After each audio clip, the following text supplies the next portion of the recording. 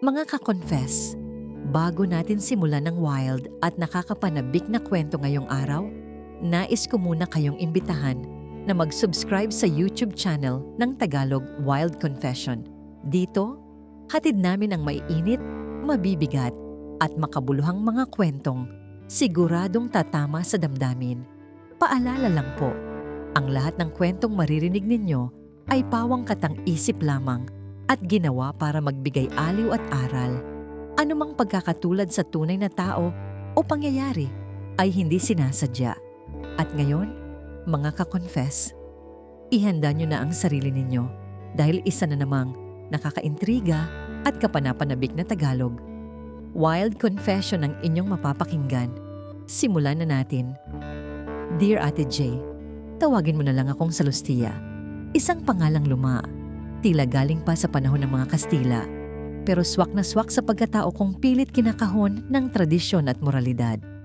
Ang asawa ko naman ay si Prudencio. Gaya ng pangalan niya, siya ay isang taong maingat, matino, at halos walang bahid ang integridad. Naninirahan kami rito sa Baguio. Alam mo naman dito, Ate J, ang lamig ay hindi lang nararamdaman sa balat, kung minsan, nanunuot ito hanggang sa loob ng bahay. Lalo na kapag ang pagsasama ninyong mag-asawa ay naging kasing tahimik na ng hamog sa madaling araw. Maayos ang buhay namin ni Prudencio. Mayroon kaming maliit na paupahan at siya naman ay isang retiradong kawani ng gobyerno. Wala kaming anak at marahil iyon ang naging ugat ng katahimikang unti-unting pumapatay sa akin. Araw-araw, ang tanging maririnig mo lang sa loob ng aming bahay ay ang kalansing ng tasa ng kape, ang paglipat ng pahina ng diaryo at ang mahinang tunog ng radyo. Hanggang sa dumating siya. Isang hapon, habang nagdidilig ako ng mga hydrangeas sa labas ng aming paupahan, isang lalaki ang lumapit. Hindi siya yung tipong titingalain mo sa mall, pero meron siyang dating na tila ba hihigop sa atensyon mo. Siya si Eustacio. Magandang hapon po. May bakante pa ba kayong silid? Ang tanong niya. Ang boses niya ay malalim. Parang agos ng tubig sa ilog na hindi mo alam kung gaano kalalim. Si Eustacio ay isang manunulat at pintor. Naghahanap daw siya ng matitirhan sa Baguio para tapusin ang kanyang nobela. Dahil nga may bakanting unit sa dulo ng aming property, pinatira namin siya roon. Noong una, wala namang mali siya. Si Prudencio pa nga ang madalas siyang yayain na magkape sa hapon dahil pareho silang mahilig sa kasaysayan. Pero habang tumatagal, napapansin ko ang sarili ko. Kapag lumalabas si Prudencio para makipagmahjong sa mga kumpare niya, parang may kung anong magnetismo na humihila sa akin patungo sa dulo ng pasilyo, doon sa silid ni Eustacio. Hindi ko siya mahal, Ate J. Alam ko sa sarili ko yan. Ang mahal ko ay ang seguridad at katahimikang ibinibigay ni Prudencio. Pero kay Eustacio, nahanap ko ang isang bagay na matagal nang nawala sa akin. Ang pakiramdam na ako ay nakikita. Isang gabing maulan, habang ang buong Baguio ay nababalot ng makapal na fog, kumatok ako sa pinto ni Eustacio. May dala akong mainit na sopas, katwiran ko ay dahil malamig at baka nagugutom siya. Pagbukas ng pinto, nakita ko siyang nakaupo sa harap ng kanyang canvas. Hubad-baro siya at ang pawis sa kanyang likod ay kumikinang sa ilalim ng madilaw na ilaw ng bumbilya. Tumingin siya sa akin, hindi sa sopas na dala ko, kundi diretso sa aking mga mata. Salustia, tawag niya sa pangalan ko. Hindi ma'am, hindi landlady. Salustia. Sa sandaling iyon, parang gumuho ang lahat ng pader na itinayo ko sa loob ng mahabang panahon. Alam kong may asawa ako. Alam kong kasalanan ang nararamdaman ko. Pero nang hawakan niya ang kamay ko para kunin ang mangkok, hindi ko iyon binawi. Hinayaan ko ang init ng kanyang balat na pumasok sa sistema ko. Tila ba iyon ang tanging apoy na makakapagpainit sa naninigas kong puso. Hindi ko ito dapat ginagawa. Bulong ko habang unti-unti niyang inilalapit ang kanyang mukha sa akin. Ang alin? Tanong niya. Ang maghanap ng buhay sa gitna ng patay na paligid? Hindi ko siya sinagot sa pamamagitan ng salita. Hinayaan ko ang gabi, ang ulan, at ang amoy ng pino na maging saksi sa unang hakbang ko palayo sa malinis na buhay na nakasanayan ko kay Prudencio. Doon sa maliit at madilim na silid ni Eustacio, naramdaman ko ang isang uri ng kuryente na hindi ko kailanman naramdaman sa loob ng 20 taong pagsasama namin ni Prudencio. Pero ulit, Ate Jay, hindi ko siya mahal. Alam ko yon. Pero bakit tila ang bawat paghinga ko ay nakadepende na sa kung kailan ko muling masisilayan ang anino niya sa bintana? Bakit sa bawat umaga nagigising ako sa tabi ni Prudencio, ang unang hinahanap ng aking mga mata ay ang bakas ng presensya ni Eustacio? Ang mga sumunod na linggo ay naging isang masalimuot na laro ng pagtatago at pagpapanggap. Sa loob ng aming bahay, ako pa rin ang masunuring asawa ni Prudencio. Ipinaghahanda ko siya ng barong na isusuot sa simbahan. Tinitiyak ko na malinis ang kanyang mga gamot at tumatango ako sa bawat kwento niya tungkol sa nakaraang panahon. Pero sa ilalim ng suot kong bestida, tila may apoy na patuloy na nagbabaga. Isang lihim na ako lang ang nakakaalam. Si Eustacio ay naging parang hangin na kailangan kong langhapin para lang makatawid sa maghapon. Hindi kami madalas mag-usap ng malalalim na bagay. Hindi niya ako tinatanong tungkol sa aking mga pangarap at hindi ko rin inuusisa ang kanyang nakaraan. Ang ugnayan namin ay nakabase lamang sa presensya. Kapag nasa loob ako ng kanyang silid, tila humihinto ang oras sa Baguio.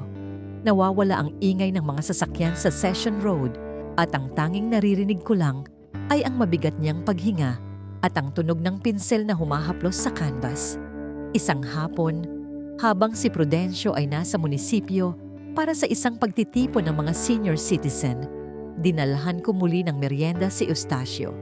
Pagpasok ko, nakita ko siyang nagpinta ng isang babaeng nakatalikod, nakatingin sa malayo habang nababalot ng hamog. "Sino yan?" tanong ko habang inilalapag ang platito ng suman. "Ikaw." Maikling sagot niya nang hindi tumitingin sa akin. "Hindi naman ako yan. Masyadong malungkot ang babaeng nasa larawan." Pagtanggi ko, kahit alam ko sa loob-loob ko na saktong-sakto ang bawat hagod ng pintura sa nararamdaman ko. Lumapit siya sa akin, hawak pa rin ang kanyang palet. Amoy pintura siya at amoy tabako. Isang amoy na dati ay kinasusuklaman ko, pero ngayon ay hinahanap-hanap ko na. Hinawakan niya ang aking baba at iniharap sa kanya. Sa Lustia, ang kalungkutan ay hindi laging nakikita sa luha. Minsan, nasa paraan ito ng pagtayo. Masyadong matigas ang likod mo. Parang pasan mo ang buong katedral ng Baguio. Wika niya sa tonong walang emosyon, pero may diin. Sa pagkakataong yon, naramdaman ko ang matinding pagnanais na sumabog. Gusto kong sabihin sa kanya na pagod na akong maging si Salustia na asawa ng kagalang-galang na si Prudencio. Gusto kong sabihin na sawang-sawa na ako sa paulit-ulit na takbo ng buhay ko na parang sirang plaka.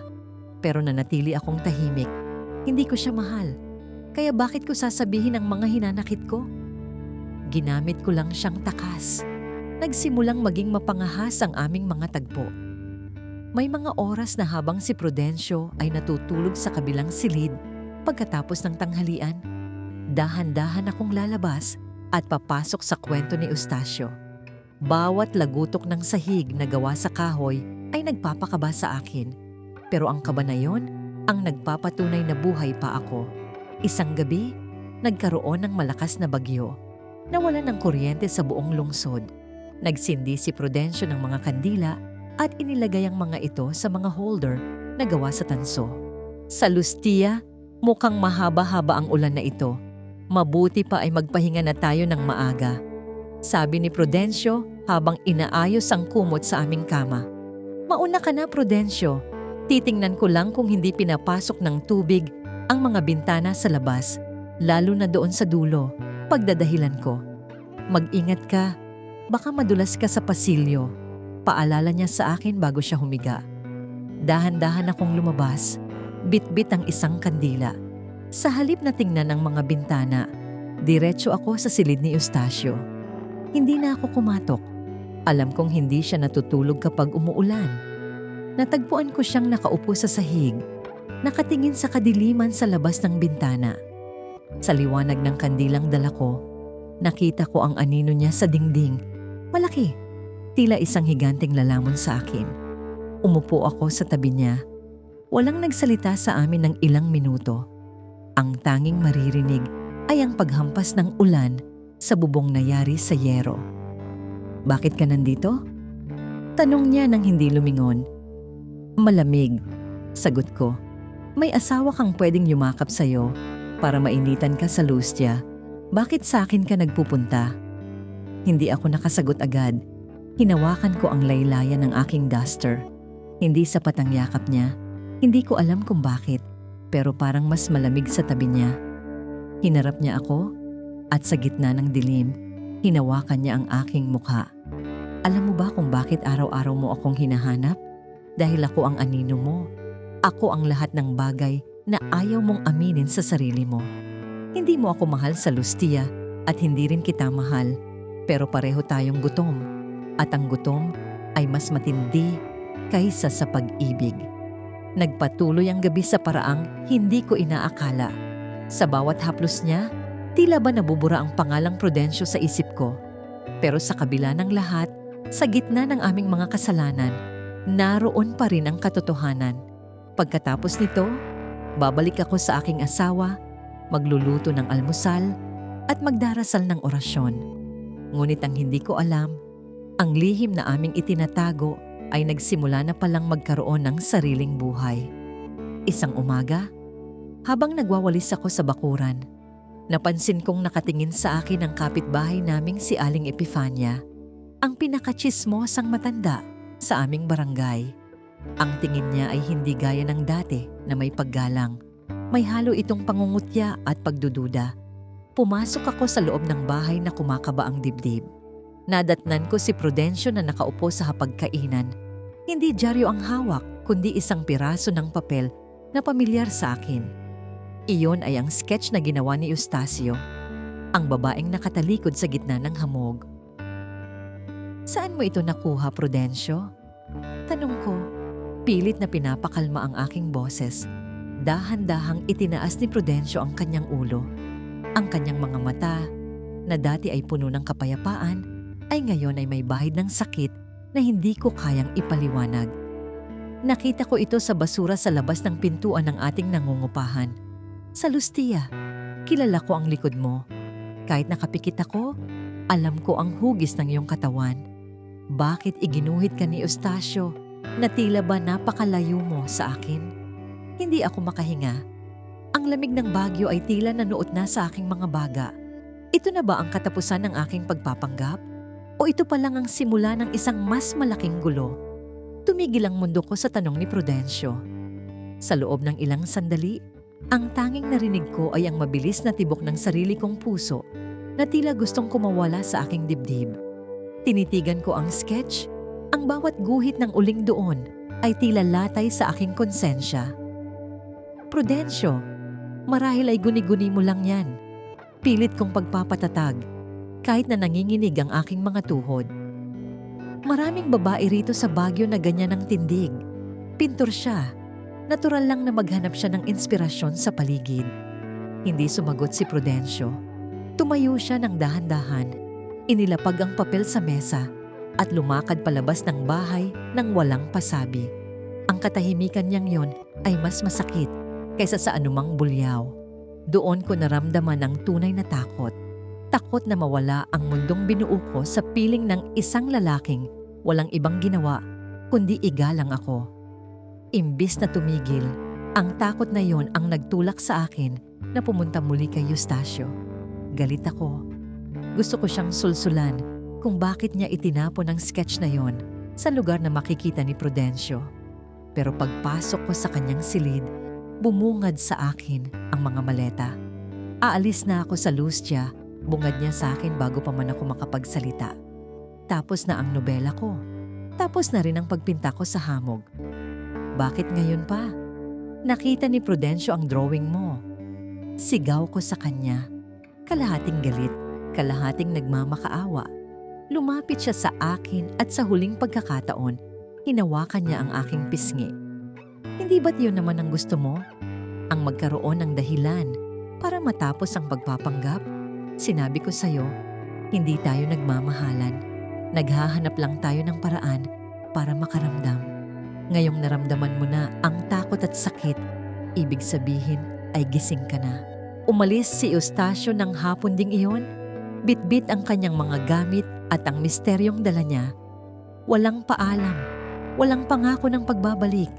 Nanatili akong nakatayo sa gitna ng bakanteng silid, nilalanghap ang naiwang amoy ng pintura at tabako. Doon ko napagtanto ang isang malupit na katotohanan. Hindi ko nga siya minahal, pero sa pag-alis niya, parang kinuha niya rin ang tanging bahagi ng sarili ko na marunong makaramdam ng init.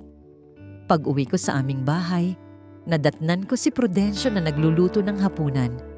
Hindi niya ako tinanong kung saan ako galing. Hindi niya binanggit ang pangalan ni Eustacio. Kumain kami sa gitna ng nakabibinging katahimikan. Pero bago kami matulog, hinawakan ni Prudencio ang kamay ko. Salustia, tawag niya sa mahinang boses. Malamig ang gabi. Siguraduhin mong nakasara ng maigi ang lahat ng pinto. Ayaw kong may mawala pa sa atin.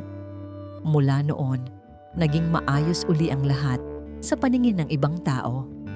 Kami pa rin ang respetadong mag-asawa ng Baguio. Pero gabi-gabi, habang nakahiga ako sa tabi ni Prudencio, nakatingin ako sa kisame at iniisip ang bintana sa dulo ng pasilyo. Araw-araw ko siyang hinahanap, hindi dahil sa mahal ko siya, kundi dahil siya ang nagpaalala sa akin na sa likod ng bawat disente at kagalang-galang na pangalan, may isang pusong naghahanap ng ligaw na apoy, kahit pa ito ang sumunog sa lahat ng kanyang pinapahalagahan. At diyan ang kwento ni Salustia. Mga ka-confess, at diyan na nagtatapos ang ating kwento para sa araw na ito. Isang mabigat at makabuluhang salaysay na nagpapaalala sa atin na ang bawat desisyon ay may kaakibat na pananagutan at ang katahimikan ay madalas na may itinatagong malalim na kwento. Maraming salamat sa inyong walang sawang pakikinig. Hanggang sa susunod nating kwentong Tagalog, Wild Confession. Huwag ninyong kalimutang mag-subscribe dito sa aming YouTube channel para laging updated sa mga pinakabagong uploads. I-follow nyo na rin ang aming Facebook page na Tagalog Wild Confession para sa mas marami pang updates at mga kwentong tiyak na kapupulutan ng aral. Muli, ako ang inyong Ate J, nagpapasalamat at nag-iiwan ng paalala. Maging maingat sa mga pintong inyong binubuksan dahil hindi lahat ng liwanag ay nagbibigay ng gabay. Ang iba ay sadyang naroon lang para manilaw. Hanggang sa muli, mga ka-confess.